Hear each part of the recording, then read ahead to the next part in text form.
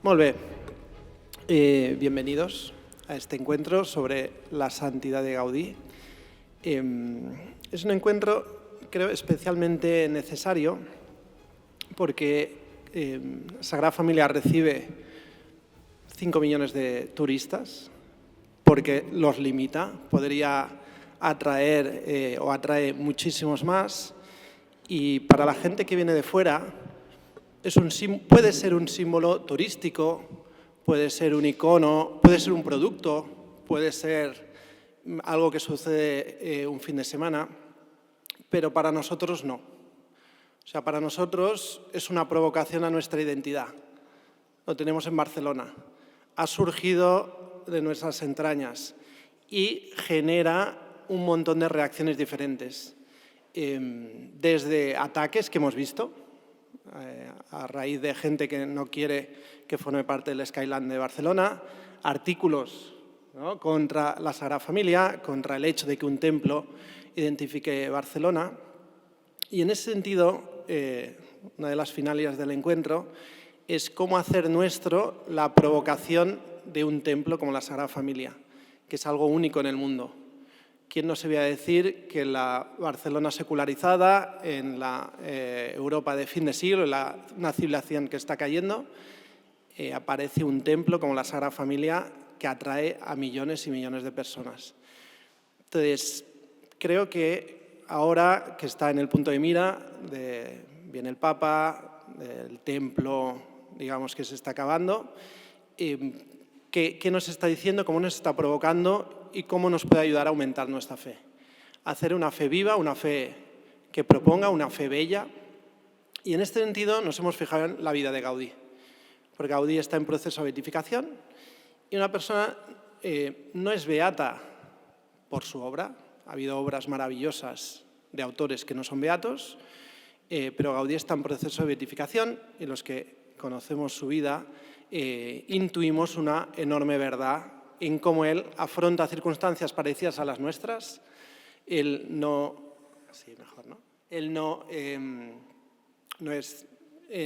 vive en un entorno, en un pueblo, digamos, mayoritariamente católico, pero a través de él Dios genera una obra bella. Y entonces queremos fijarnos en su vida y queremos pues también, ¿no?, proponeros y ver cómo su vida nos puede ayudar a nosotros a vivir las circunstancias que tenemos delante. Entonces, en ese sentido, hemos invitado, ¿no?, a Xavier Vila. Él es natural de Gerona, sacerdote. Tiene tanto una formación académica, está haciendo un doctorado de Gaudí, ha dado clases en universidades, la Universidad de Chile, pero también ha estado en misiones. También es una cultura que ha llegado al pueblo, una cultura cercana a las personas. Es del camino neocatecumenal en Santa Joaquina y es graduado y tiene el máster en Historia, Arqueología y Artes Cristianas en la Facultad Antonio Gaudí, que de hecho es donde estamos. Y en este sentido también él, como yo, hace visitas a la Sagrada Familia para que la gente para hacer llegar a la gente todo este mensaje, todo este recorrido, toda esta peregrinación, digamos, que uno puede hacer visitando a la Sagrada Familia. En este sentido, habíamos pensado, para que se hiciese más o menos ameno, una serie de preguntas y respuestas sobre la vida de Gaudí, en la cual iré planteando algunas preguntas que él irá respondiendo, también ayudado de un PowerPoint, siendo innegable la conexión de su vida y su obra. A través de su obra, a través de imágenes, iremos entendiendo cómo se va fraguando esta santidad. Y después dejaremos 15 minutos de preguntas para quien le interese. ¿De acuerdo? Pues nada, la primera pregunta en relación a todo esto que hemos comentado sería justamente sobre la fe de Gaudí. ¿De dónde nace su fe? El que vive en un entorno difícil, ¿no? Tenemos la Revolución Gloriosa, tenemos un momento que cayeron los Estados Vaticanos, y él fue fraguando su fe, fue convirtiéndose, digamos, aumentando su fe. Pues en ese sentido, Xavier, somos todo tuyos. Buen ánimo. ¿Se me escucha? ¿Ahora se me escucha? Sí. En primer lugar, buenas tardes, encantado de saludaros. Estoy feliz de estar aquí. Ya me he presentado un poco, yo soy sacerdote, misionero. Estoy ahora con la tesis doctoral en torno a la obra civil de Gaudí, especialmente la Casa Batlló. Y este formato que hemos diseñado, pues a mí me es un poco ajeno. Yo, aunque tengo los estudios, a mí me identifica más la misión que el mundo académico. Yo soy más predicador que no dador de clases, pero me adapto a lo que me ofrecen. Entonces, encantado de hacerlo en plan entrevista. Es una situación un poco anómala porque hemos acordado unas preguntas un poco que me van a preguntar, y en función de esto a mí me parecía casi un crimen hablar de un artista y de arte sin poder contemplar el arte que nos va a hablar. Decía Gaudí que el oído es el sentido de la fe y la vista es el sentido de la gloria. Entonces, Gaudí está empeñado en introducirnos a todos al cielo, y para poder introducirnos al cielo hemos de contemplar la belleza. Por eso os he puesto aquí: la belleza es el resplandor de la verdad. Sabemos que por la Escritura Jesucristo es el camino, la verdad y la vida. El resplandor de Jesucristo, contemplar a Jesucristo de la manera que sea, es la experiencia más cercana en el cielo que tenemos aquí. Ha dicho él que yo soy guía turístico también no solamente en la Sagrada Familia, sino también en el barrio gótico, la catedral, el Parwell, el modernismo civil, el Tibidabo. La experiencia que yo tengo de mostrar a la gente el arte en clave de fe, que es lo que aquí este congreso tiene en misión, unir la cultura y la fe, es cuando la gente queda deslumbrada ante lo que ve, queda impactada, queda asombrada. Este asombro, un asombro que llega a tocar el corazón del hombre. Tal es así que muchas veces gente pagana, de vida pagana, viniendo a nuestras rutas, pues ellos mismos te comentan que de alguna manera Gaudí, o el arte de Gaudí, o el arte de nuestra iglesia, ha tocado su corazón. Ha tocado su corazón. Entonces yo pienso que es importante, ¿verdad?, analizar la obra de Gaudí pues a la luz de la fe. Y es aquí cuando empalmo pues con la pregunta que me dices, ¿verdad? ¿Cómo vivía su fe Gaudí y qué momentos decisivos de su fe? Pasamos esto que es la portada, a ver si se tira para adelante o no tira para adelante. Siempre la técnica y yo estamos enemistados.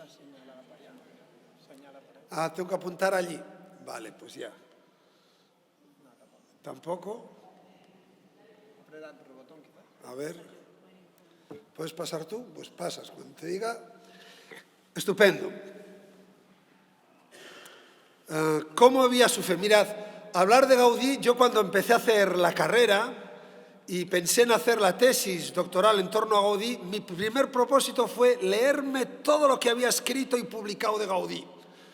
Digo, no hace tanto, no es Séneca ni Aristóteles, es de hace un siglo y medio, no hace tanto. Oye, pues he tenido que claudicar en mi tarea porque hay de Gaudí escrito casi tanto más como de Jesucristo. Y cada año las publicaciones se multiplican por la enésima potencia. Así que he renunciado, he tenido que ir a las fuentes, gracias a Dios. Lo que hace un historiador es siempre ir a las fuentes, lo que está más cercano a él, y en base a las fuentes, es donde yo estoy intentando hacer la tesis, mi tesis doctoral en torno a Gaudí. Mi tesis doctoral está en base a la obra civil, no en base a la Sagrada Familia, pero la he titulado Fundamentación histórica y comprensión hermenéutica de la obra civil cumbre de Gaudí. Porque mi hipótesis de mi tesis es que la clave de interpretación de toda la obra de Gaudí, no solamente la Sagrada Familia o de la obra religiosa, sino incluso la obra civil, la clave de interpretación es la palabra de Dios. Es la fe, concretamente explicitada en la palabra de Dios. eso la Sagrada Familia parece evidente porque le llaman la Biblia en piedra, ¿no? Ahora, decir que la Casa Batlló o la Pedrera o el Parc Güell está inspirado en la palabra de Dios, estas son palabras mayores. ¿Cómo lo justificas? Bueno, pues ahí está mi tesis doctoral, el día que la publique lo podréis ver. Pero ciertamente, yo pienso que toda su obra arquitectónica está en base a su fe. ¿Cómo vivió su fe? Fijaros que para un historiador nuestra adicción es meternos en los archivos. La meca de cualquier historiador es ir a los archivos y en los archivos encontrar algún documento que nadie ha encontrado en base al cual tú puedas hacer una gran revolución o aportar algo a la historiografía, ¿no? Sobre el tema que sea. Bueno, pues de Gaudí se ha escrito de él lo humano y lo divino en todas las versiones, desde a nivel arquitectónico, a nivel simbólico, a nivel político, a nivel, todos los niveles, y se ha hecho de él que si era masón, que si era agnóstico, que si era, que jugaba con la cábala, de tantas y tantas cosas, lo humano, lo divino, todo está escrito. Hay que ir a las fuentes originales, hay que ir a las fuentes primarias para no dejarnos arrastrar por esta vorágine, ¿no? Y cuando uno va a las fuentes originales, va a su historia, va a las fuentes primarias, lo que encuentra es ciertamente un Gaudí profundamente religioso. Por eso yo digo, si hay que buscar un documento que dé luz a toda su vida y a toda su obra, este documento es este. En el archivo parroquial de la parroquia de Reus, es decir, el documento de su bautismo, su partida de bautismo. Yo pienso que esto es lo que da luz a toda su obra posterior, que tiene su desarrollo en los sacramentos vividos en la Iglesia, la Eucaristía, que es lo que plasma aquí Gaudí, y en el bautismo. Esto es la fachada de la Casa Batlló. Y todo lo que ha aprendido a nivel doctrinal ya de pequeñín, en el catecismo de José Domingo Costa y Borràs, que es el que estudió, está documentado que él estudió su infancia, cuando hizo la comunión, a través de este catecismo. Sin duda alguna, lo que uno bebe de chiquitín marca toda la historia. Es cierto que puede luego quedar muerto o abortado, como de hecho pasa muchas veces, ¿no? En el siglo XIX todo el mundo estaba bautizado. No por el hecho de estar bautizado significa que luego tu obra, tu vida va a corresponder con lo que uno ha profesado o con lo que uno ha sido sellado el día de su bautismo. Es cierto. Esta pega enseguida te la pueden poner, ¿verdad? Pero también es cierto lo contrario, que cuando uno ha sido sellado con un sello indeleble, si este sello se desarrolla, se riega, es como una semilla que se desarrolla, todo en la vida de esa persona va a estar matizado por esta partida de bautismo, o por lo que esta partida de bautismo significa, es decir, por haber sido hecho hijo de Dios, miembro de la Iglesia, haber sido liberado del pecado original, que son los 3 frutos del bautismo. Cuando a principios del siglo XX, el arqueólogo Carter descubrió la tumba de Tutankamón, el gran emperador Tutankamón, pues junto con la momia de Tutankamón allí encontraron todas sus fortunas, riquezas, todo el séquito que moría con él, que se quedaba enterrado con él, toda la fortuna que según su mentalidad egipcia tenía que pasar a la otra vida. Y con todo lo que estaba allí, que iba a ir a la otra vida, que se iba a llevar el faraón a la otra vida, pues había unos granos de espiga. Llevaban allí enterrados 3.000 años enterrados sin dar fruto. 3.000 años enterrados sin dar fruto, unos granitos. Alguien cogió estos granitos, después de 3.000 años sin dar fruto, los puso bajo tierra, los sembró, los regó y al poco tiempo nació la espiga.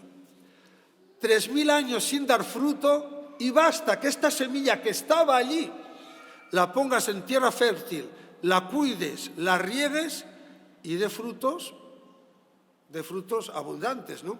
Bueno, pues en Gaudí esta semilla no quedó estéril. Esta semilla la vemos enormemente fecunda cuando uno ve la Sagrada Familia. La vemos enormemente fecunda cuando uno ve sus obras civiles, cuando uno ve su misma vida. La semilla del Evangelio sembrada en el día del bautismo se ha plasmado en su obra máxima, que es su misma vida, y en su obra arquitectónica, porque él es un arquitecto. Entonces sí, ¿qué es lo que señala este documento histórico? ¿Qué es lo que señala? Que la fe de Gaudí no fue magia. La fe de Gaudí fue un proceso que se inició en su parroquia, que recibió los sacramentos de niño, que creciendo, cuando vino aquí a Barcelona, algunos cuestionan si perdió la fe estando aquí en la facultad. Bueno, está por demostrar, nadie sabe lo que pasó en el corazón de Gaudí en aquella época cuando le llamaban el Gaudí dandy, que se movía por los lugares de élite, las zonas culturales. Era un arquitecto o por formar o recién formado y que se intentaba abrir paso en el mundo. Cualquiera de nosotros lo hubiéramos hecho. Cualquiera de nosotros, siendo cristianos, tenemos la responsabilidad de abrirnos paso en el mundo. No sé por qué si él lo hace le juzgamos acríticamente o le juzgamos de manera demasiado crítica, al contrario, ¿verdad?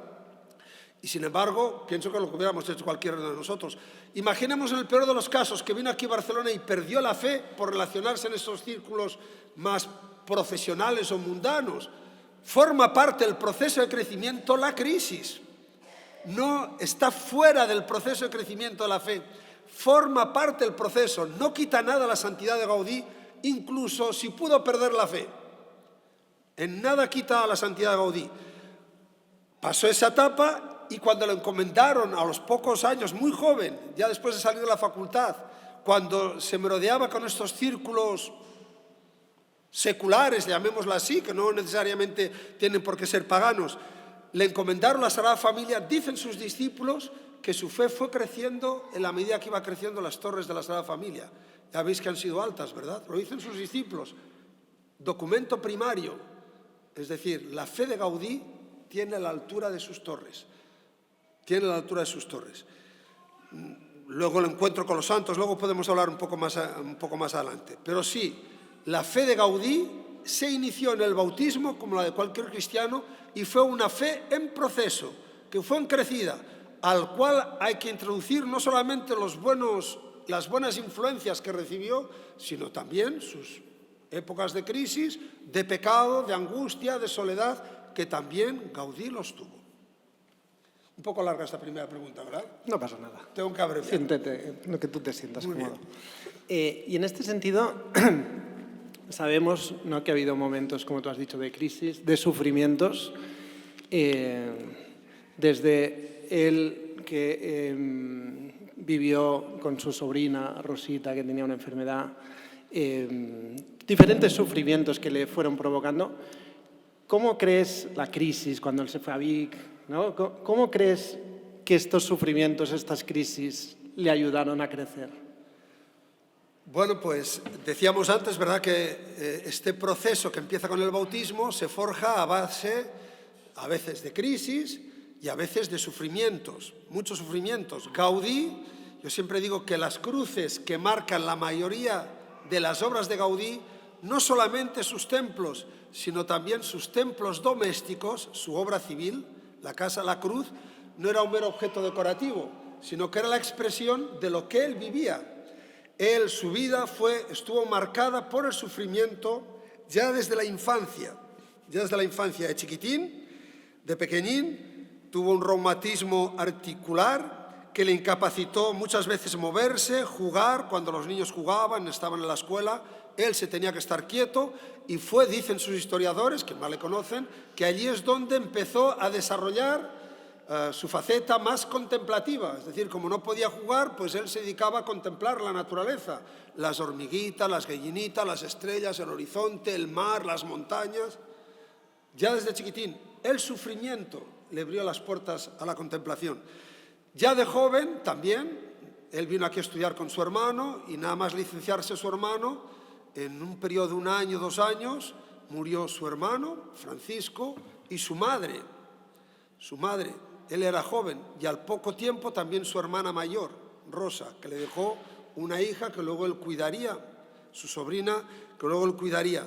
Sufrió realmente de joven, sufrió la soledad, Gaudí, porque Gaudí se enamoró, como todos los jóvenes, y bueno, pues no fue bien aceptado, ¿no? Conocemos su enamoramiento con Pepeta Mureu y que prefirió irse con otro. Sin duda alguna, este rechazo, pues a cualquiera nos hace sufrir, ¿no? Está el sufrimiento humano, físico, está el sufrimiento psicológico, está el sufrimiento afectivo, sin duda alguna.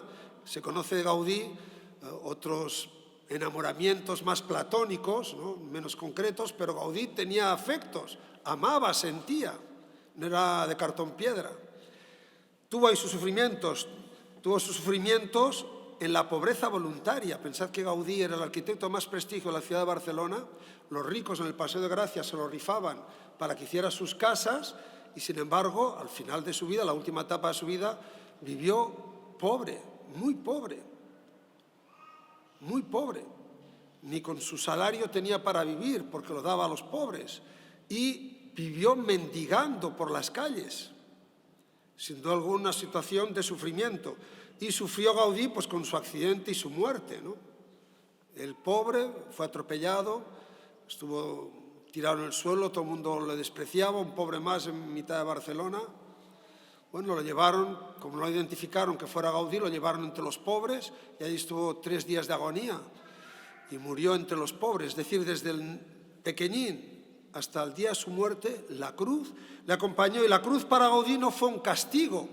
Él jamás lo vivió como un castigo.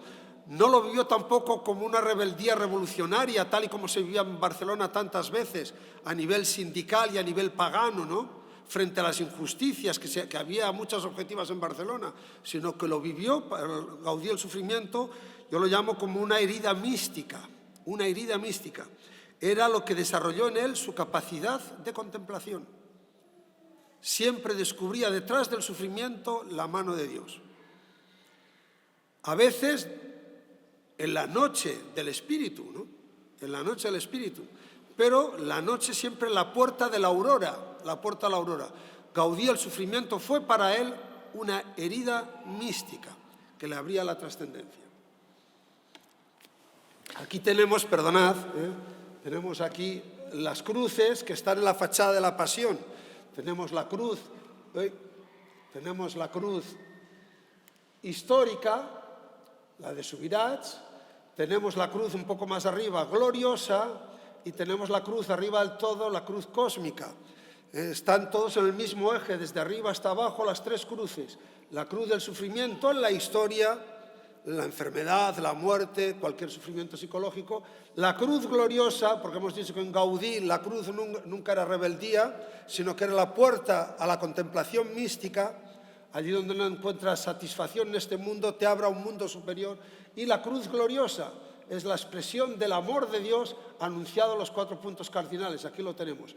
Y estas 3 cruces son la respuesta que Gaudí hace a esta imagen que tenemos aquí, que está en la fachada del nacimiento.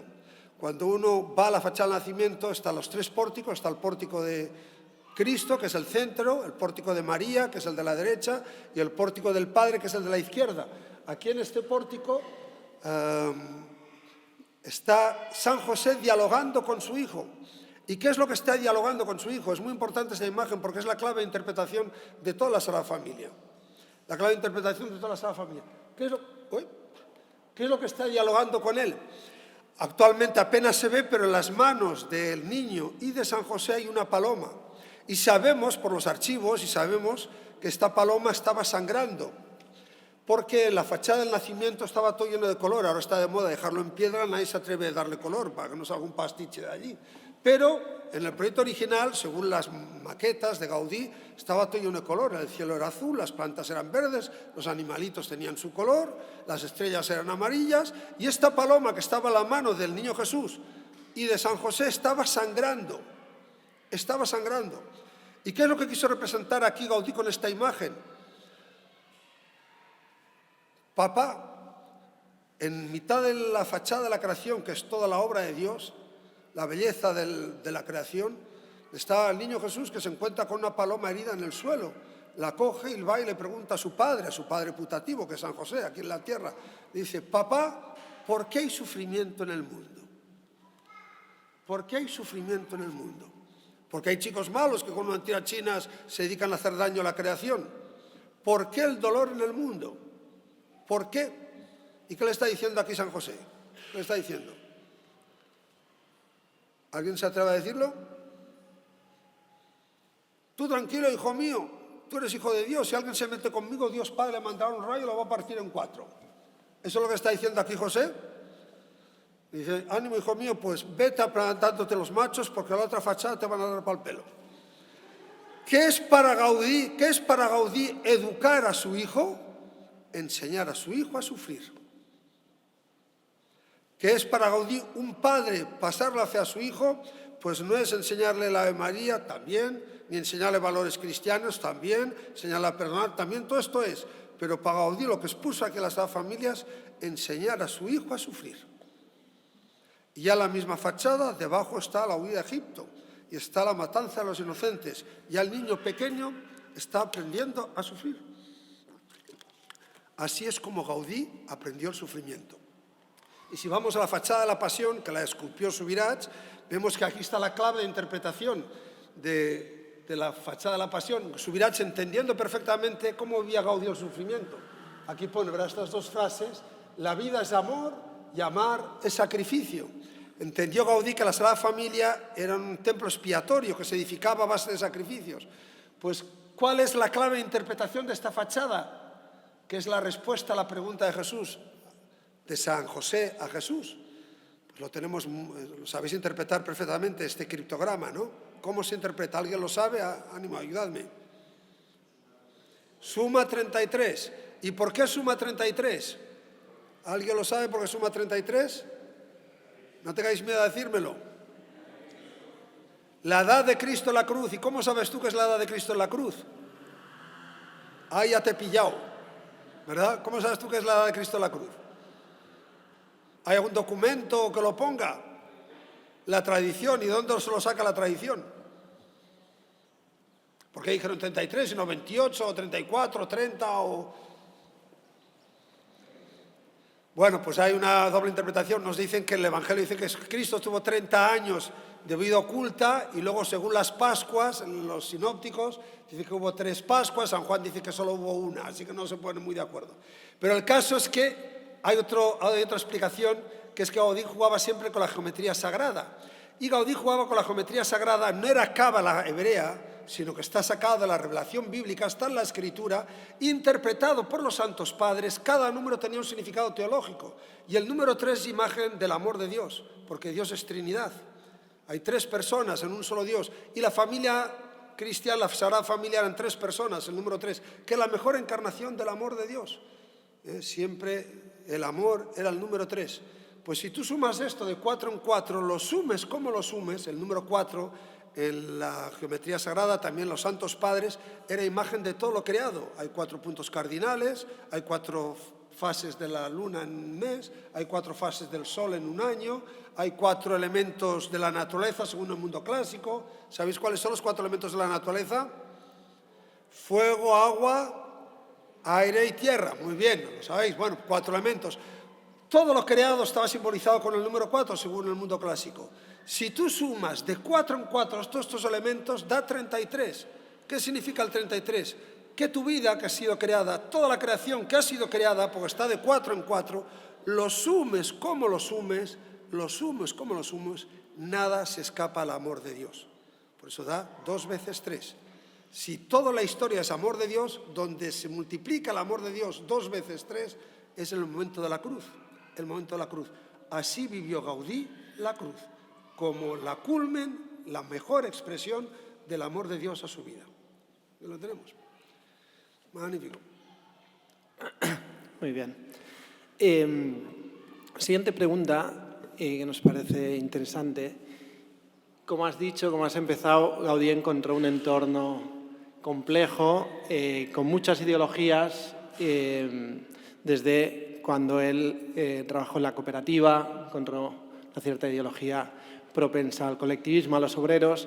Él estuvo en contacto con obreros, con alta burguesía, el señor Güell, marqués de Comillas. Y, ¿cómo fue reaccionando su entorno a su camino, a su conversión, también has dicho al principio, el dandy Gaudí, que acaba entregándose en pobreza, casi como un monje en la Sagrada Familia? Maragall, grandes intelectuales, amigos suyos. ¿Cómo fue este entorno? ¿Cómo él dialogó con su entorno y cómo fue evolucionando en la actitud hacia él? Ciertamente. Bueno, Barcelona, una explosión económica, aquí todas las grandes fortunas estaban aquí, la revolución industrial era la potencia, la punta de lanza de la revolución industrial en España. Barcelona, todas las fortunas se asentaron aquí, todas las masas empobrecidas venían a buscar trabajo aquí. Una ciudad en plena ebullición, bueno y malo. ¿Y qué es lo que escribió Gaudí aquí? ¿Qué es lo que escribió Gaudí aquí? Pues Gaudí fue joven y como joven se pudo dejar influenciar por lo bueno y por lo malo. De hecho, supongamos que tuvo esa crisis famosa. ¿Qué quita de la santidad cuando las crisis es lo que más ayuda en el proceso de la vida de todo hombre? No sabemos si la tuvo o no y hasta qué punto la tuvo o no.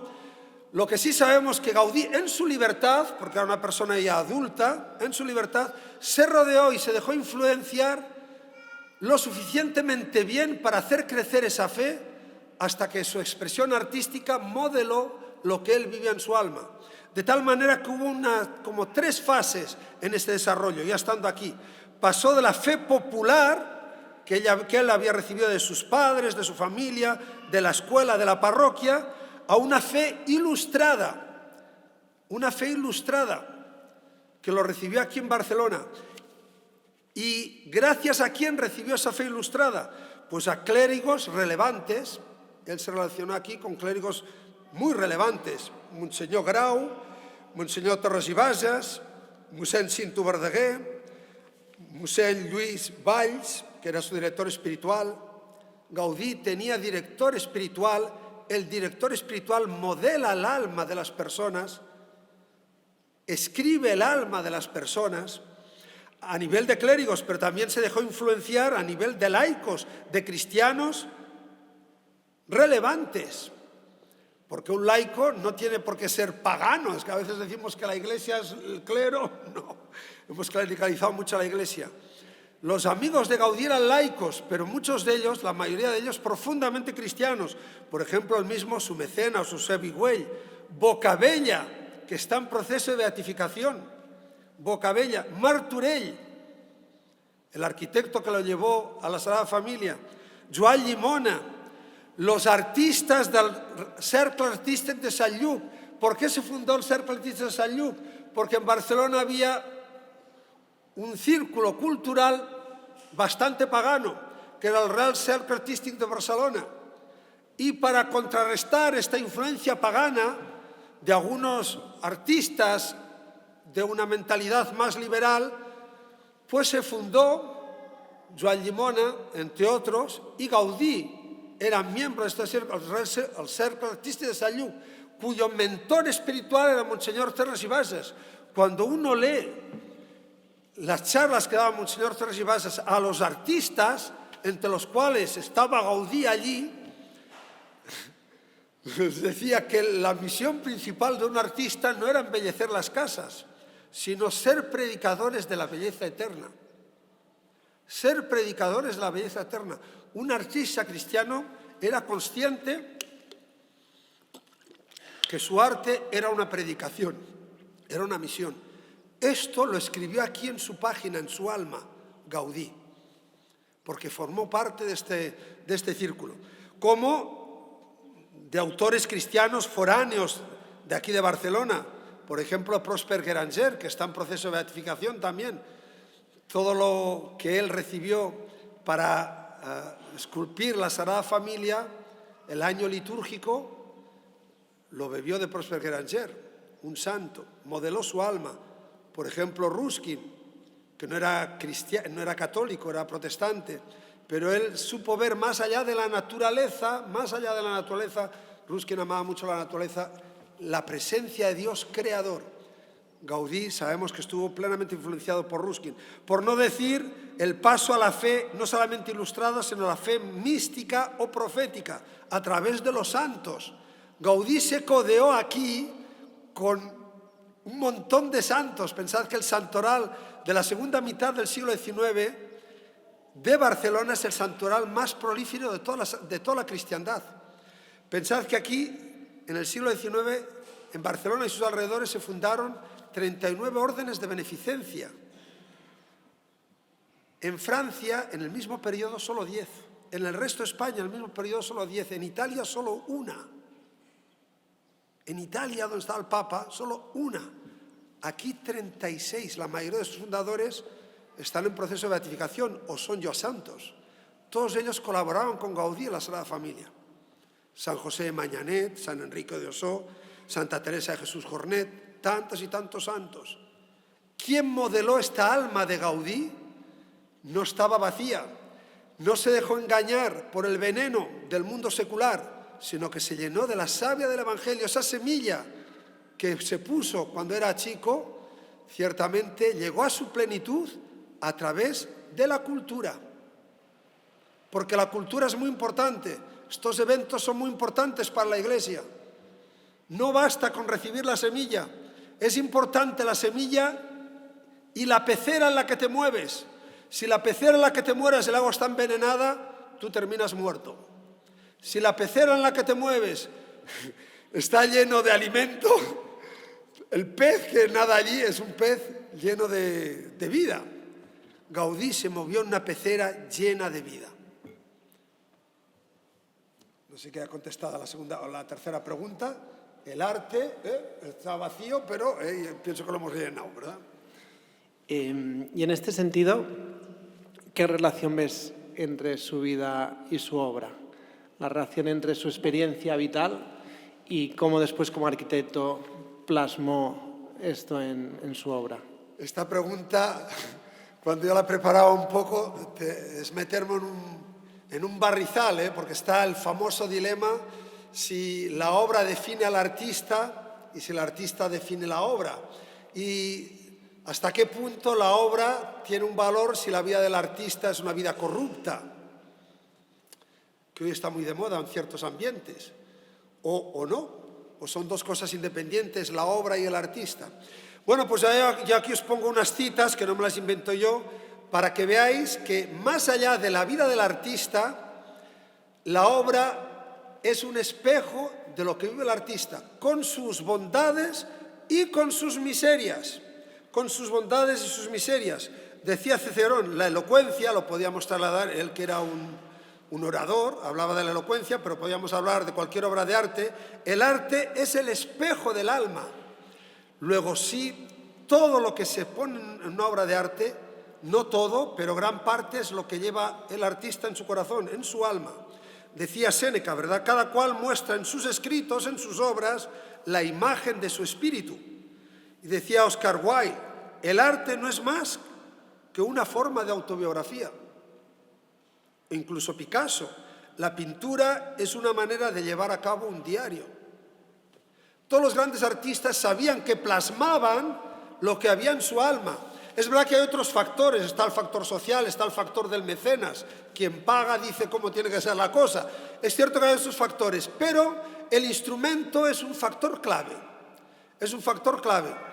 Yo siempre digo, cuando de Gaudí ciertamente él no escribió nada, a la hora los historiadores, cuando hemos querido hacer una biografía de Gaudí, fijaros, Gaudí apenas escribió muy poco, él de su biografía, o escrito de puño y letra, apenas tenemos algunos documentos de su época joven, estando en la universidad o recién licenciado, pero muy poca cosa, hablando de la arquitectura de la Masía catalana, bueno, alguna cosa tenemos allí. Pero el resto de su etapa de adulto y de madurez, nada, no escribió nada. Todo lo que sabemos es por sus discípulos inmediatos. Sus discípulos inmediatos. Es decir, de Gaudí apenas tenemos fuentes primarias. Digo que aparentemente apenas tenemos fuentes primarias, porque de Gaudí tenemos, según mi criterio, las fuentes primarias más grandes y esbeltas que pueda haber, que son fuentes primarias epigráficas. Cuando un arqueólogo va a Roma y encuentra una piedra, que hay una pequeña inscripción en esa piedra, es capaz de hacer una tesis doctoral de esa piedra, de todo lo que dice esa piedra, de su época, el carbono 14, de su escritura, de sus circunstancias que ahogan lo poco que hay escrito. Una tesis doctoral sobre una piedra. Pues aquí tenemos documentos epigráficos de 170 metros de altura y 20 por ancho. 3 documentos epigráficos como mínimo, que son sus fachadas, escritas en piedra y escritas en sus proyectos. Cuánto más decir de sus obras arquitectónicas. Ciertamente, para conocer el alma de Gaudí hay que ir a su obra. No solamente, pero un documento esencial es componer su obra. Lo que pasa que ciertamente, como toda escritura, tú no puedes coger un documento, una obra, sea la que sea, a nivel una obra literaria, una obra escultórica, o una obra arquitectónica, y no entender el lenguaje en que fue escrita esa obra. Para poder entender una obra literaria tienes que aprender el lenguaje que usó el escultor. Bueno, pues para eso está entender cuál fue el lenguaje que usó Gaudí para hacer sus obras arquitectónicas. Y Gaudí eso sí que lo deja escrito. Dice, el lenguaje del arquitecto es la geometría. El lenguaje del arquitecto es la geometría. En base a la geometría y en base a la Biblia podemos interpretar toda la obra de Gaudí. Toda la obra de Gaudí. Por eso... La siguiente pregunta, ¿no? En este sentido, ¿cuáles son sus fuentes? ¿No? Como la Biblia, como la palabra que antes comentabas, como la naturaleza han influido en su obra. Ahí está. En base a su arquitectura y en base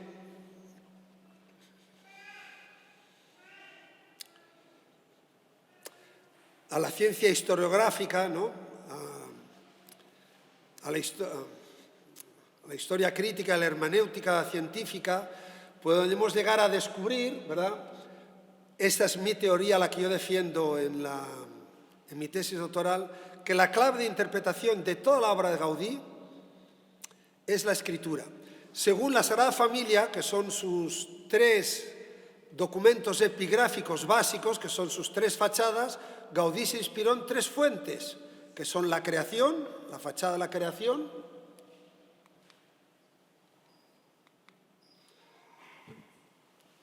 la fachada de la palabra de Dios y la fachada de los sacramentos de la liturgia. Sabemos que Gaudí hizo aquí 3 fachadas. Me voy a poner de pie, porque si no, pasa que de pie no. Bueno, así como grito, pues me lo escucháis bien, ¿verdad? Aquí tenéis el plano de la Sagrada Familia, veis que hay 3 fachadas. Cada fachada tenía 2 nombres, según Gaudí. Porque según la geometría sagrada, ¿qué son la geometría? El lenguaje del arquitecto es la geometría. La geometría son los ejes, son los números. La geometría son los ejes, son las figuras geométricas, son los planos, son los volúmenes. Para un arquitecto todo esto es el lenguaje que hay que saber interpretar. Entonces, para Gaudí, decía que para poder entender a Gaudí hay que ir siempre en base a sus ejes. Y aquí vemos que hay 2 ejes en horizontal y un eje en vertical, ¿verdad? Si siguiéramos este eje, el eje en vertical es el camino de Jesucristo, lo pone el Gaudí aquí en su fachada. Aquí es donde nace Jesucristo, la fachada del nacimiento. Y aquí es donde muere Jesucristo, la fachada de la pasión. El eje que pasa por el transepto es la vida de Jesucristo. El eje que va por la nave principal es el eje de la humanidad, la vida de la humanidad. Aquí está representada la familia cristiana, la Sagrada Familia de Nazaret, la Virgen y San José.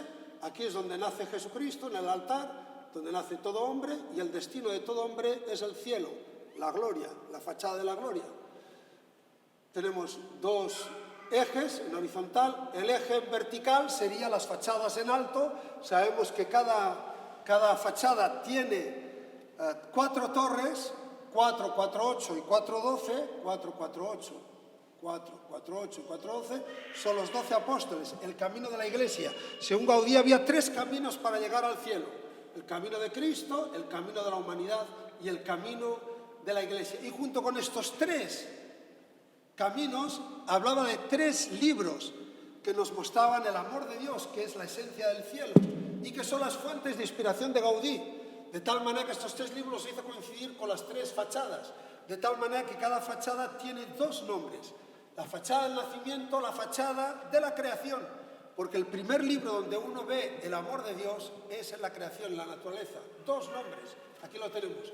Aquí es la fachada de la pasión y la segunda fuente de inspiración, que es la palabra de Dios. Por eso las puertas de entrada a la fachada de la pasión es un libro abierto que es la Biblia, la fachada de la palabra de Dios. Y aquí tenemos la fachada de la gloria, que es la fachada de los sacramentos. Aquí habrá 5 puertas, aquí hay 4, 4, aquí habrá 5 más las 2 capillas laterales, 6, 7, los 7 sacramentos. 3 fuentes de inspiración de la obra de Gaudí: la creación, la palabra de Dios y la liturgia. A nivel civil, siempre que se habla de dónde se inspiró Gaudí, pues es monotemático casi siempre, diciendo que Gaudí, en base a su frase, que él siempre decía, la auténtica originalidad es volver al origen, la cosa es descubrir cuál es el origen. Es fácil decir, la auténtica original es volver al origen. Bueno, pues hay de todas las interpretaciones de este origen. Hay gente que dice que es volver a la infancia, ¿no?, a Reus, donde él nació, donde él vivió, a su familia. Otros dicen que el origen es el origen del cosmos, la naturaleza. La mayoría tiene esta teoría, ¿no?, que volver a lo que Gaudí se inspiró en la naturaleza. Él dice, Gaudí, que la naturaleza era mi maestra. Todo esto es cierto, ¿verdad? Es cierto, pero yo tengo otra teoría que sin anular estas 2 las engloba. Y mi teoría, que ya la pongo en mi hipótesis, que el origen es la palabra de Dios. La palabra de Dios es la Biblia. ¿Y por qué mi tesis, entre otras muchas cosas, defiendo que la palabra de Dios es la Biblia? Porque dice en uno de los aforismos, escrito por sus discípulos, que coincide la mayoría de ellos, por tanto es un aforismo histórico, dice, la palabra es el tiempo. Sin ella la arquitectura sería arqueología, realidad muerta, sin espíritu. Es decir, si queremos entender la arquitectura de Gaudí y no sea realidad muerta o mera arqueología, necesitamos la palabra. Lo dice Gaudí mismo. ¿Y de dónde aprendió Gaudí? Si era un arquitecto, de su cultura popular en las familias, pues se nos enseña la base de la que es nuestra fe. Pero en una familia uno no aprende la Biblia, ni a escrutar la escritura, ni a entender la teología que hay detrás de la Biblia. ¿De dónde lo entendió? Pues viendo la vida de Gaudí, viendo a través de la investigación histórica, pues sabemos que Gaudí tenía un director espiritual, y ese director espiritual era un filipense. Gaudí iba todos los días al final de su vida, la segunda etapa de su vida, todas las tardes iba a San Felipe Neri. Yendo el último día de su vida a San Felipe Neri es cuando la atropellaron. San Felipe Neri, el carisma de los filipenses. ¿Habéis visto la película de Prefiero el paraíso, de San Felipe Neri? ¿Cómo evangeliza a los niños y cómo evangeliza a la sociedad? A través de la música y del arte. Todo ello en base a la Biblia. ¿De dónde aprendió Gaudí a poder evangelizar a través de la música? Sabéis que la Sagrada Familia es un inmenso órgano que hay en mitad de la ciudad de Barcelona. Las torres son túbanos de órgano. ¿Dónde aprendió que el medio de evangelización era la música, el arte y la Biblia? Pues a través de San Felipe Neri. Hay documentos del itinerario espiritual de San Felipe Neri que habla de la palabra como la base de toda creación. Y cuando uno va a la misma Biblia dice, en el principio, en el origen, está la palabra. Cuando Gaudí está hablando de que la verdadera originalidad es volver al origen, es lo que él aprendió de San Felipe Neri. Y para San Felipe Neri, para los filipenses, el director espiritual, sin duda alguna, el origen de toda la creación era la Biblia. Sería magnífico hablar de la naturaleza en clave creacionista, no en clave ecologista, ni en clave naturalista. Sería magnífico. Pero el tiempo es el que hay. En la Biblia, toda la naturaleza eran teofanías, donde Dios se manifestaba. Cuando Dios se manifiesta en la Biblia, por eso no se puede entender nada de Gaudí si la palabra de Dios, cuando Dios se manifiesta siempre lo hace en mitad de la naturaleza.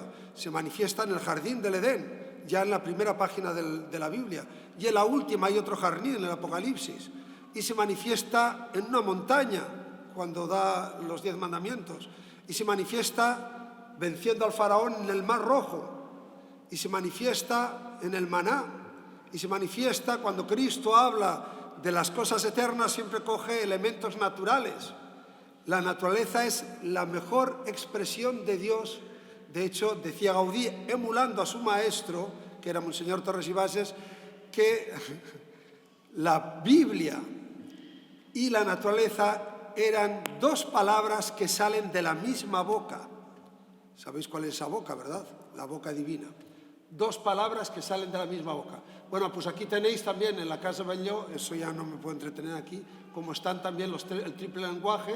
El lenguaje crea la palabra increada, la palabra creada, la naturaleza, y la palabra encarnada en el altar. Porque la Casa Batlló era una domus ecclesiae, un templo doméstico. El día que tenga hecha mi tesis, os lo traeré. Y aquí tenéis, ¿verdad?, los 3 elementos unificados, las 3 fuentes de inspiración de Gaudí. La nave es un jardín, el jardín del Edén, un bosque de palmeras que se sostiene por las 4 columnas, que es el tetramorfos, la palabra de Dios. Tú, inspirándose en Hebreos 1:3, tú sostienes el cosmos entero, el universo entero, la creación entera con tu palabra poderosa. De hecho, estas 4 torres, estas 4 columnas son las que sostienen la torre más alta. Si quitáis estas 4 torres, toda la Sagrada Familia se hunde. Si quitáis estas 4 columnas, perdonad, toda la Sagrada Familia se hunde. Tú sostienes el universo entero con tu palabra poderosa. Aquí tenéis la creación, tenéis la palabra y tenéis la palabra encarnada en la liturgia, en el centro. Las 3 palabras en un mismo espacio, en un mismo ambiente. Bueno, pues ahí está. Podría aquí hablar largo y tendido, pero si no, no llegamos al final. Así que tira para adelante. Muy bien. Y aquí ya la última pregunta. Por eso, era muy interesante cuando hablas esto de San Felipe Neri, porque, por ejemplo, pensaba, otro autor católico de una obra universal que atrae a todo el mundo es Tolkien. Y Tolkien fue educado por también unos oratorianos, la influencia, ¿no?, de Newman. Y primero, ¿no?, a mí me sorprende también cómo la Sagrada Familia atrae a muchísima gente, más incluso que a los nativos, ¿no? No deja de sorprender esta aproximación positiva, pero ¿qué mensaje, ¿no? ¿Cómo ayudarles a entender o a vivir todo esto que estás diciendo? Sí. Los que influyeron en Gaudí, de manera directa e indirecta, pensad que Barcelona era una explosión a nivel económico, a nivel político, a nivel cultural, a nivel religioso. Las influencias que recibió Gaudí, incluso del extranjero, y os he dicho algunas, ¿verdad?, son sorprendentes, porque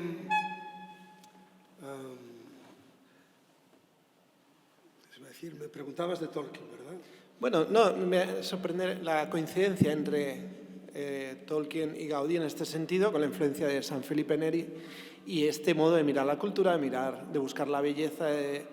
Y son 2 obras, en el sentido de esta comparación, universales, bellas, significativas, y de 2 autores profundamente católicos. ¿Y cómo comunicar esto que estás diciendo para que llegue? Bueno, pues, digo que es importantísimo eso, porque sin duda alguna tuvo influencia. Yo cuando hago mi análisis en la tesis doctoral, lo que hago es, más allá de cimentarme solo en el positivismo histórico, que el positivismo histórico solo defiende lo que es histórico si está en un papel. Si no está en un papel, no hay un documento de la época que lo certifique, deja de ser historia. Pues yo amplío mi análisis en lo que se llama la crítica histórica. ¿Y qué es la crítica histórica? La crítica histórica es ver el texto en su contexto. No basta solo con el texto para saber si es un un acontecimiento histórico, algo histórico, sino analizar el texto en su contexto. Porque el contexto, lo hemos dicho antes, no deja la página en blanco. El contexto modela la página de manera determinante. Y entre lo que hago en mi tesis doctoral, al analizar este contexto, más allá del texto, lo que hago es ver las influencias de todos estos autores, he dicho unos cuantos, podríamos meter a Tolkien. Pero ciertamente Gaudí era una esponja de captar las influencias de todo lo que se emergía en Barcelona y de todo lo que llegaba en Barcelona de fuera, a nivel arquitectónico, a nivel literario, a nivel filosófico y a nivel eclesial, en cuanto, aquí podríamos hablar largo y tendido de la reforma litúrgica, que Gaudí absorbió todo cuando estaba en sus inicios, ¿no? Bueno, pues ciertamente, indudablemente influyó. A la hora de hablar ahora ya esta última pregunta, ¿no?, del mensaje, ¿cuál es el mensaje que Gaudí daría al hombre de hoy, ¿no?, que habla, que nos habla a ti y a mí, ¿no? Pues podríamos sacar Gaudí es inagotable, Gaudí es inagotable, pero a la hora de hacer una síntesis de su vida y de sus obras, yo pienso que habría 3 mensajes que los he intentado aquí sintetizar de manera iconográfica, ¿verdad? El primero es el amor a los pobres, que se traducía no solamente como un amor filantrópico o solidario, que ciertamente era así, sino un amor de auténtica evangelización por los pobres. Gaudí quería evangelizar a los pobres. Pensad que aquí en Barcelona vino una gran masa, una ciudad muy rica y a la vez muy convulsa, porque las grandes fortunas se asentaron aquí en Barcelona en el siglo XIX, pero la gran masa popular empobrecida era explotada por esas grandes empresas. Aquí en Barcelona, aquí se trabajaba 10 horas, 12 horas, 14 horas todos los días, 7 días a la semana, 375 días al año, sin seguro de vida, sin seguro de ningún tipo, en régimen de semiesclavitud. La revolución industrial trajo muchos bienes a la sociedad, pero fue muy deshumanizante, hasta que, gracias al quehacer de la Iglesia, pues poco a poco se fue humanizando. Uno de los que humanizó fue indudablemente Gaudí. Gaudí, cuando sacó los retablos al exterior de la Sagrada Familia, porque los retablos eran la Biblia de los pobres. Los pobres que no sabían leer la Biblia, no sabían leer ni escribir en alfabetos, ¿cómo podían leer la Escritura? Siempre la Biblia está detrás, pues a través del arte. Por eso San Gregorio Magno, ya en el lejano siglo V, decía que el arte era la Biblia de los pobres, el Evangelio de los pobres. Gaudí lo recupera y saca los retablos al exterior, donde estaban los pobres. Pensad que entonces el barrio de la Sagrada Familia no estaba jardinado como ahora, ni estaba asfaltado, era todo barro, era todo cabras, bueyes, lagartijas, saltamontes y pobreza y miseria. Era el Evangelio de los pobres. Gaudí amaba a los pobres. Las figuras que hay en la fachada de la Anunciación eran gente real, pobres del barrio. Es la catedral de los pobres porque era su iglesia. Tantas cosas. Gaudí, los que donaban aquí, eran los grandes benefactores de los pobres.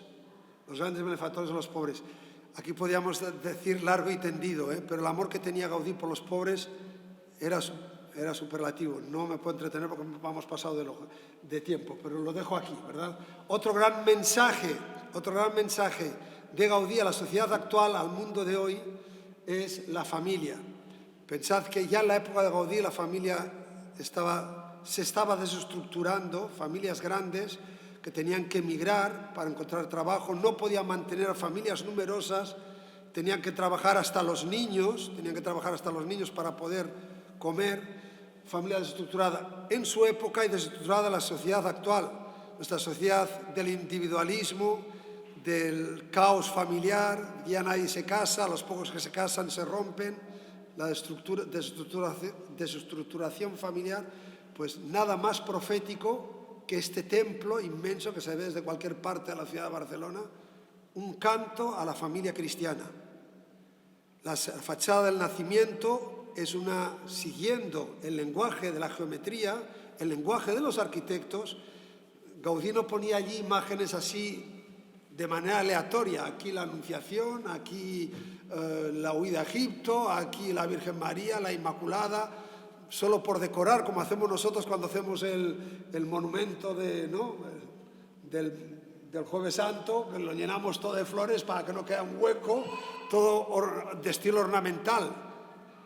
No era horror vacui lo que aquí hacía Gaudí, sino que todo tenía una estructura sígnica, una estructura para poderlo leer. Hay que entender ese lenguaje.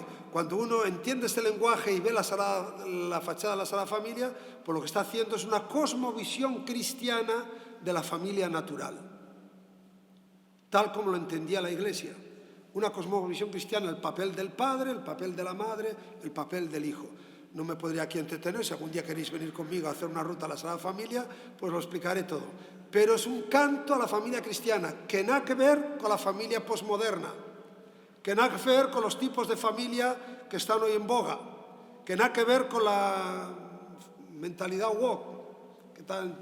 La familia cristiana, un canto, mensaje que nos da para el siglo XXI. Y el tercer gran mensaje que nos da Gaudí, ya con eso intentaré terminar, es el cielo. El cielo. Gaudí tenía una pasión por hablarnos del cielo. Pensad que aquí en aquella época una sociedad, la mayoría de la sociedad empobrecida, estaba esclavizada, vivía un auténtico infierno. Apenas podían llegar a final de mes. Muchos niños quedaban tirados en las calles o hambrientos buscando, mendigando. Los pobres tirados en las calles, como Gaudí cuando murió quedó tirado en la calle. Un auténtico infierno. Gaudí quería hablarles del cielo. Y hablarles del cielo aquí en la tierra. Y lo que hace Gaudí, todos sus ejes, lo hemos visto como hemos visto la planta de la Sagrada Familia, todos los ejes en horizontal y en vertical, según la lectura de la geometría sagrada, porque los arquitectos, la lectura del arquitecto es la geometría, siempre empiezan y terminan en el cielo. Tanto la fachada del nacimiento, que termina culminado aquí, esto es el cielo, en la fachada del nacimiento, ¿verdad? Aquí, como la fachada de la pasión, que tenemos a Cristo ascendiendo al cielo entre las dos torres, no sé si lo recordáis, Cristo ascendiendo al cielo, como la fachada de la gloria, que ya toda la fachada es un canto al cielo, por eso se llama el canto a la gloria, ¿verdad? Todo artista verdadero tiene la misión santa de predicar la belleza eterna, ¿no? De predicar el cielo. Quisiera terminar aquí. Cuando uno, ya con eso termino, ¿verdad?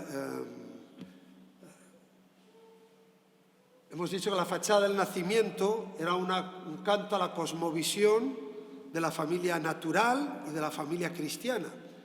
Un canto aquí. Pero si vamos al eje vertical, que es este de aquí, que sale de abajo a arriba, nos encontramos en la cima siempre el cielo, ¿verdad? Hemos visto el ciprés en el otro lado y tenemos aquí esta imagen.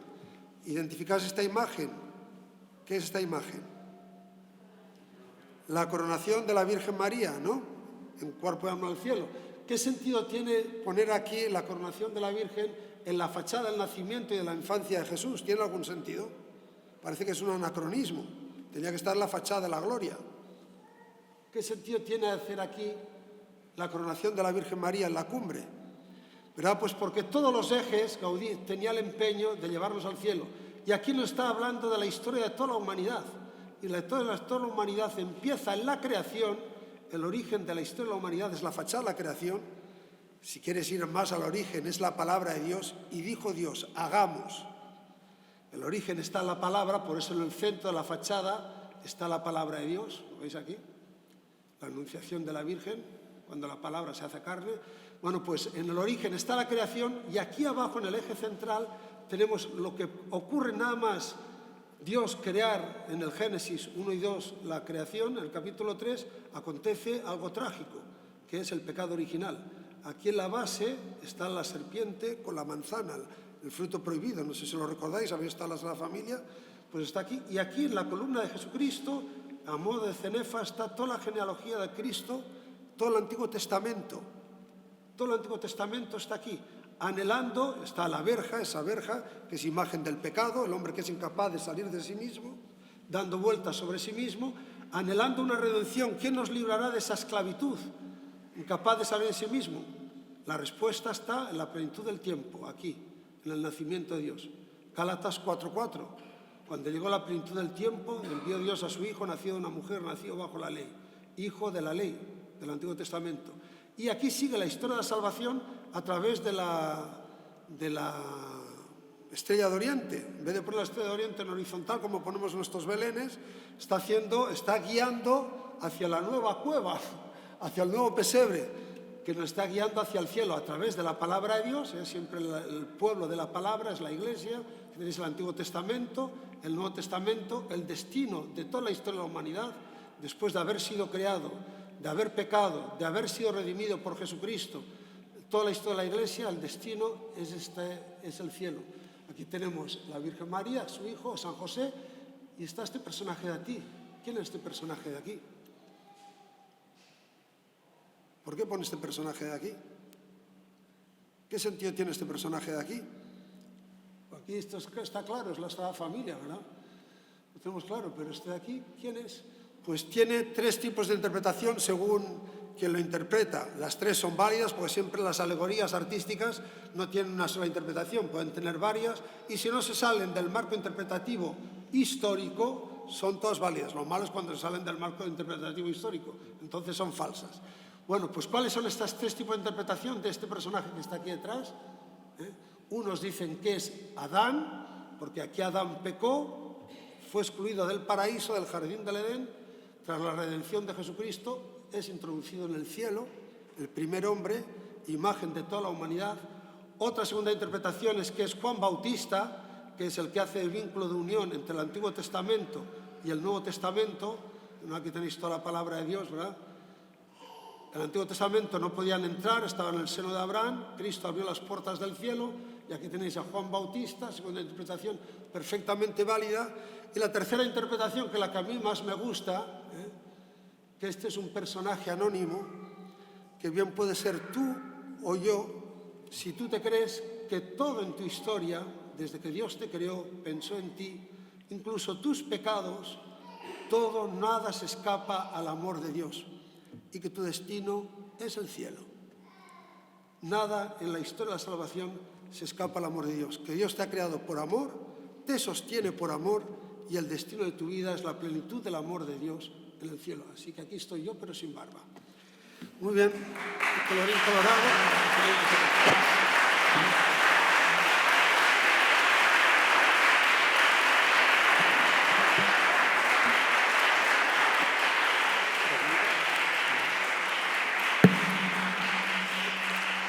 Muy bien. Muchas gracias. Ahora habría 10 minutos para preguntas, una, quizás 2, por si alguien se ha quedado con alguna pregunta, algo que le gustaría que profundizara. Levantad la mano y se acercarán con el micro. Hola, sí. No és per profunditzar, només que has parlat que va passar 3 fases de fe i has dit la fe popular, la fe il·lustrada i la tercera? La fe mística i profètica, no més personalitzada. Aquestes 3 fases és una academització feta per mi, no són... Però jo a l'hora de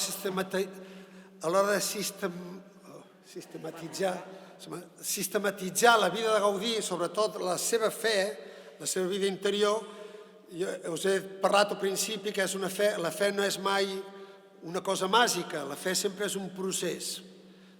És una fe infantil al principi, però autèntica, que no s'ha de despreciar, una fe il·lustrada que ve molt per la formació. Ell es va rodejar de molta gent preparada, molt preparada a nivell teològic, a nivell litúrgic, a nivell arquitectònic, a nivell artístic, molt preparada, que van formar... I hi ha una tercera etapa, que és la més profunda, si volem, no la més fons, que és la fe més íntima, que jo la descric, que és la façana més mística i profètica. Quan Gaudí a vegades se'ns el presenta com si fos un personatge retraït, que apenas parla, sobretot de gran, solitari, a vegades se'ns el presenten així, no? Doncs quan venia qualsevol a veure la Sagrada Família, Gaudí deixava tot el que estigués fent, la seva feina, la pedra que estigués escoltant, el que estigués dibuixant, ho deixava tot i el primer que començava era explicar teològicament tot el que havia esculpit.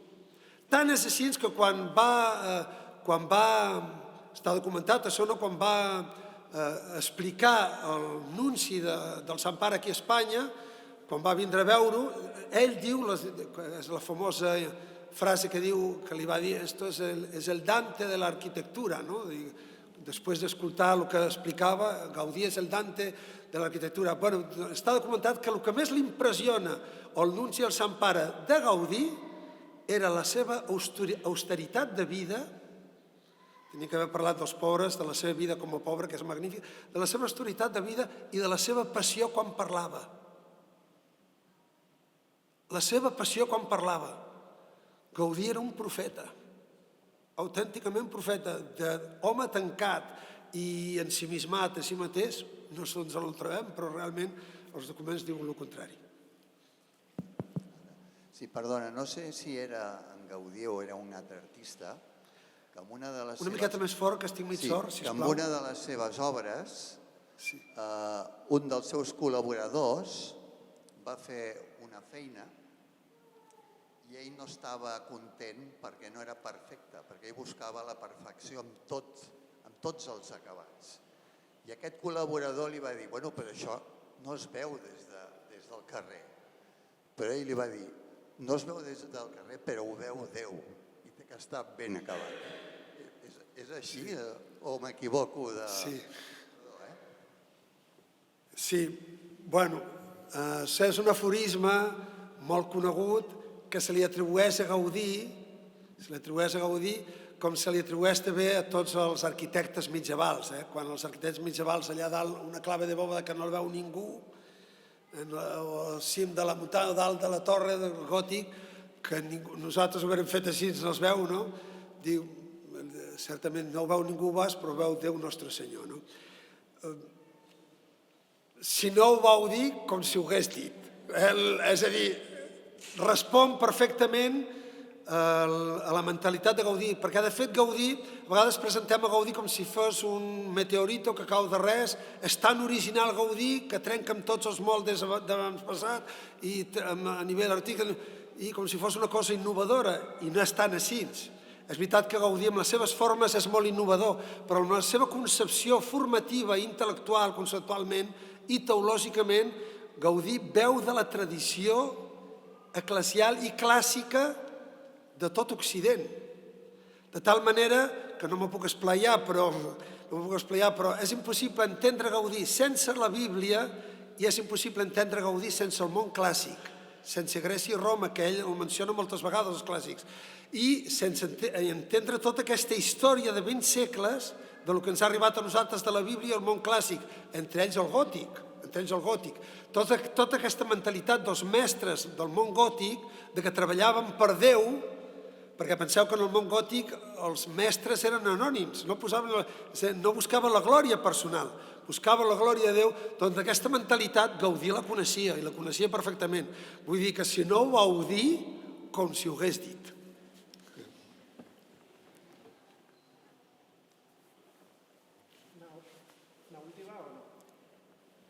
Hacemos una última pregunta. ¿Qué importancia tiene, si es que la tiene, que cuando se empezó a construir la Sagrada Familia era a base de limosnas, un templo expiatorio, y sin embargo, ya desde hace muchos años esto no es así? Bueno, no sé dónde sacas tú que ya no es así. El templo de la Sagrada Familia es templo expiatorio fundacional.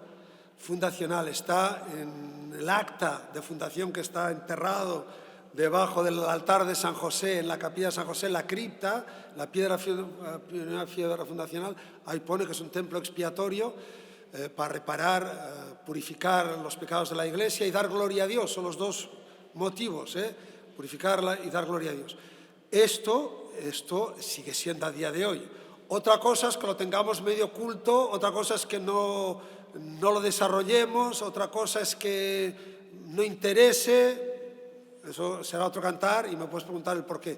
Pero ya te digo yo que el aspecto sacrificial o expiatorio en mis rutas que yo hago, que es de buscar el sentido del sufrimiento, porque el aspecto expiatorio no es algo mágico.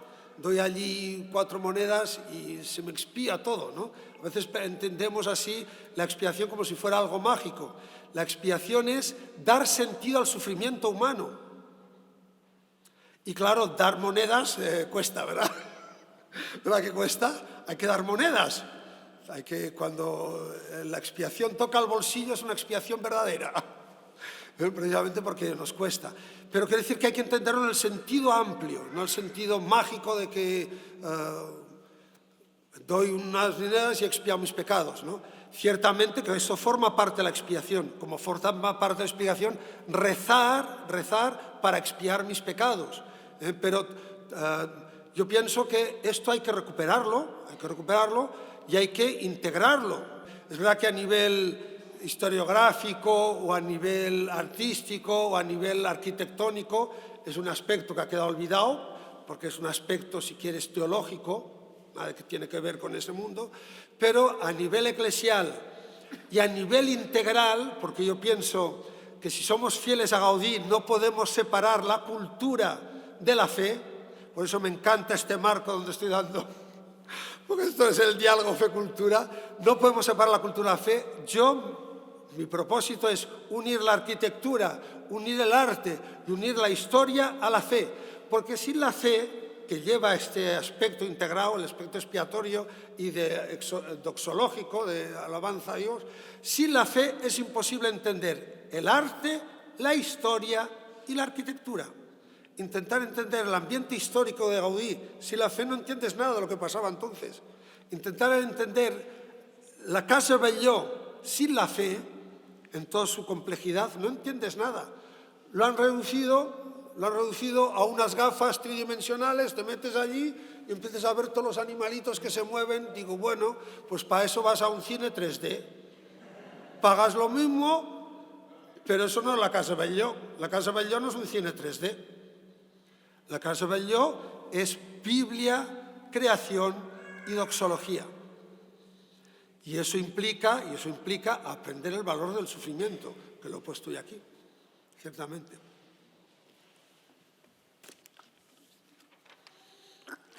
Molt bé, sí. Bueno, pues... Concluimos sí. aquí. Bueno, primero de todo, gracias. Gracias por todo lo que nos has explicado. Gracias por lo que haces, por este doctorado que saldrá y que parece muy interesante. Y yo lo que me quedo es ver cómo Gaudí está abierto a Dios, está abierto a su palabra, cómo esto ha transformado su vida y cómo, como explicabas al final, también puede transformar la nuestra, y esto hará que sea nuestra vida y nuestra obra algo realmente bello y fructífero. En este sentido, dos o tres avisos, ¿vale? Bueno, agradecemos el patrocinio de LEF Ingenieros, que gracias a su patrocinio se ha podido realizar este encuentro. Y entonces, hay una breve pausa del PUM Barcelona. No es una pausa, viene el Papa, es aprovechar estas charlas que hemos hecho, la de esta mañana, la de ahora, para mirar con nuevos ojos lo que va a suceder, para que pueda dar mucho más fruto. Y el próximo encuentro será el viernes 12 de junio a las 6. La alegría, con el título tan sugerente como La alegría de estar cansado, testimonios y diálogos sobre la experiencia del trabajo, en el claustro de San Pacià, que es el claustro que tenemos aquí abajo.